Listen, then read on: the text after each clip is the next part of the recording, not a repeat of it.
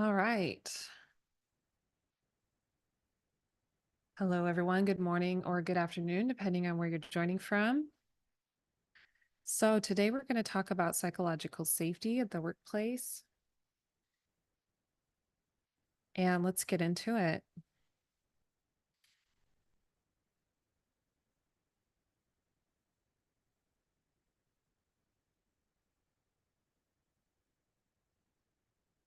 All right. So my name is Allison Sabula, and I am a consultant at Tend Collective, where we are working to create caring workplaces and communities.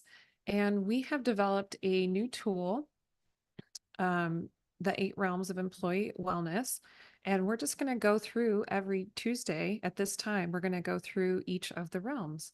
So today we're going to do psychological safety, and I'll go over the tool and we'll go over some barriers in the workplace to implementing this. We'll look at a case study. Um, we'll go over our tool, and then we can talk about how 10 Collective can help your agency or organization. So we'll just start with a regulation activity. So this one is just to help us get present. This is something we always do in our trainings if you were to bring us in for a training. And we always start with a regulation activity or a mindful moment. That way our brain is in a place where we can learn and absorb new information. So just go ahead and wherever you're sitting, just sit up straight and place your hands lightly somewhere. You can close your eyes and go ahead and take a couple deep breaths. And we'll just go through and bring our awareness into our body and how our body is feeling. So start with the top of your head and notice what that feels like. And bring your awareness to your face, your neck, your shoulders. Notice if there's any tension there. Your chest, your stomach, your back. Just notice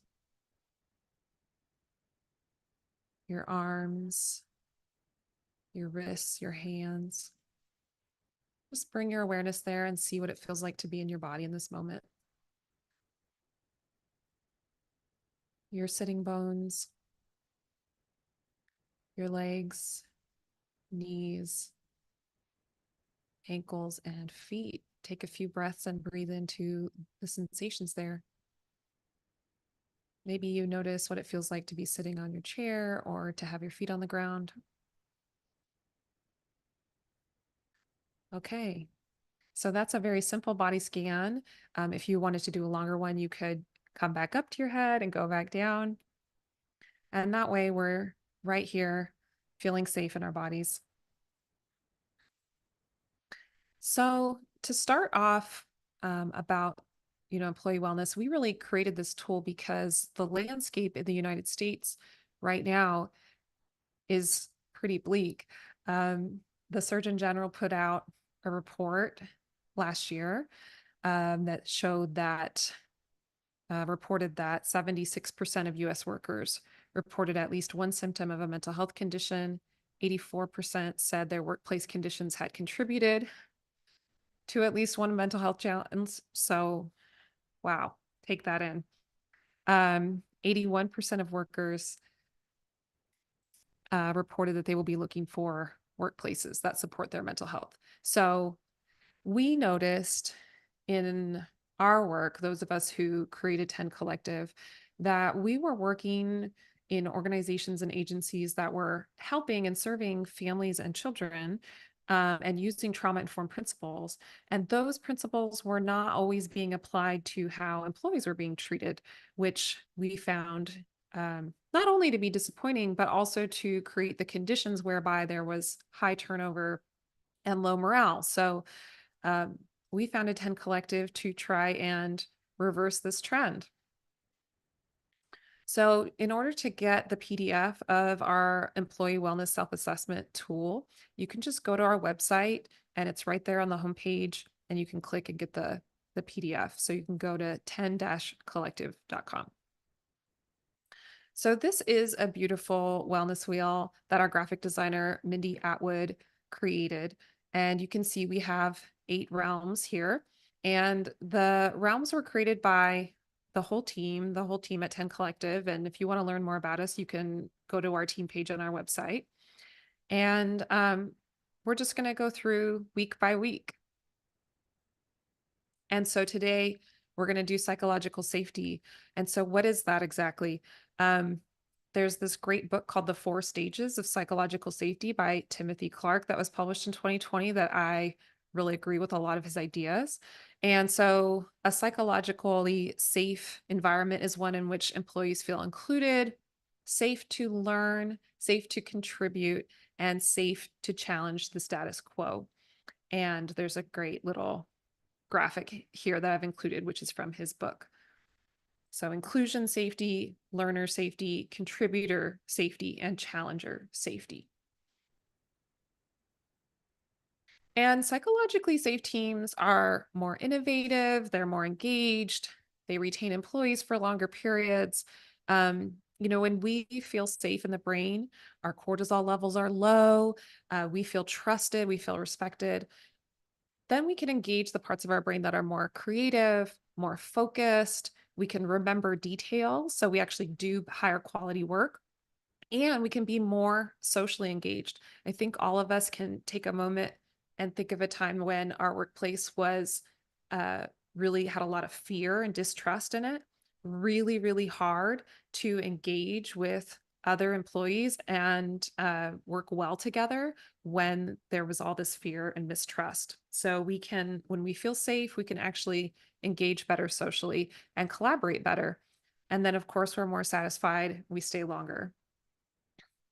So for our self-assessment tool, we just wanted to give folks a little idea from each realm of what kinds of things could be going on that could, be really strong or potentially need some help. So for psychological safety, you can go ahead and score these on a scale from 1 to 5, and 1 being low and 5 being, yeah, we have this, it's really great. We're doing great. So the first one is, I can bring up ways I disagree about our work with people in my company who have more power than I do without fear of retaliation. So give yourself a score from 1 to 5. I can bring up ways I disagree about our work with people in my company who have more power than I do without fear of retaliation. Okay, number 2, I feel safe to share my opinion about the work we're doing. I feel safe to share my opinion about the work we're doing. Number 3, my manager takes my suggestions seriously. My manager takes my suggestions seriously. Number 4, I feel safe to make mistakes. I feel safe to make mistakes. And the last one is, I feel trusted by my direct manager to make decisions in my work. I feel trusted by my direct manager to make decisions in my work. And so you can score that. And when you look at our PDF, we have a scoring guide for you to compare your score with to see whether it's, a high score, a medium score, or a low score, and what our recommendations are.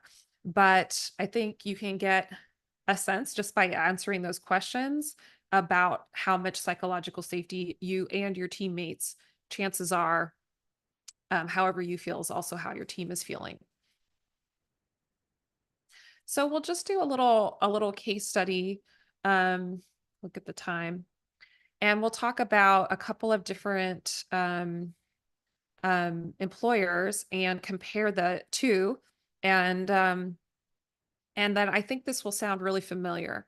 So this is the Townvale Center for Supporting Families. And Laura is an employee who serves children and families at this center. And Laura's supervisor, Mary, doesn't do regular check-ins with staff. There tends to be an energy where there's just not enough time to do everything. And sometimes these check-ins happen, sometimes they don't. At team meetings, there doesn't seem to be an opportunity to provide feedback. So there was a time when Laura had an idea on how to improve a process. She had been feeling really discouraged because she wasn't sure that the programs they were doing were doing the best job at helping the children and families that they were serving. So she wanted to bring up an idea to improve this. But when she brought it up, she could tell that this made Mary feel very insecure. So she learned that it wasn't safe to bring up these types of things. And Laura was always a high achiever in school and always had a really big passion to help people. And it really actually bothered her that she couldn't make this suggestion because she just always wants to be improving things and making things better and making the biggest difference possible with the people she is serving. So she secretly wonders if Mary's intimidated by her being a high achiever and being so passionate about the work. And so Laura goes to HR about the issue and talks to them about it, but nothing seems to change. Nothing happens. So behind the scenes, um, after this happens for several months, Laura's applying for other jobs because she's just feeling so not seen and so unsatisfied. And she finds one and she leaves. And the Townville Center for Supporting Families has to hire yet another employee in this role. And they can't seem to keep anyone very long. They have to publish the job announcement, screen and interview candidates, onboard the new hire, and spend 6 months training them. And it's very costly. So, what do you think could keep employees happy, productive, engaged, and in their roles for many more years at this center? In this example, what could they do differently to keep employees longer? And we will talk about it. So Laura actually takes a job at the City Place Resource Center. She finds another place to do her type of job that she's very passionate about, helping children and families. And her new supervisor, Jane, notices that Laura has a really good eye for process improvements and makes sure that she always asks her for feedback. What do you think that we could be doing better? And so Jane checks in with each and every staff member every week. They have a time that they get together, and Jane doesn't leave it until an annual 360. She is asking for employee feedback every single time that she checks in. And she's open to being challenged. She's open to being told that she's wrong. And she tends to implement the changes that employees give. So, um, you know, as people who work with children and families, these roles tend to not offer the biggest paycheck. But the employees feel really seen and heard and respected by Jane. So they tend to stay in their roles for several years. And Laura is much, much more satisfied at the City Police Resource Center. So one day, though, another employee, Mike, shares with Laura that his team supervisor doesn't seem to be doing as great of a job as Jane. So Laura encourages Mike to talk to HR about that. Um, and so Mike goes and talks to HR. And unlike in the first resource center, this team understands that this supervisor that Mike has needs some coaching and training to be an effective manager. And in fact, that's how they got Jane to be such a great supervisor that keeps her teams for such a long time. She was given training and resources to learn the skills to manage people well. So City Place Resource Center hires a consultant to help. They do a training on psychological safety with all the new supervisors on staff. And in fact, these are scheduled regularly. So a one-on-one coach works with Mike's supervisor to identify why they might be feeling insecure in their role and how that might be related to past traumas, family traumas, work traumas, to kind of look at how can we get past some of these mental barriers, overcome these limiting beliefs, and build their confidence in this leadership role to empower their team. So just think about which place you would rather work. Which one seems better and why?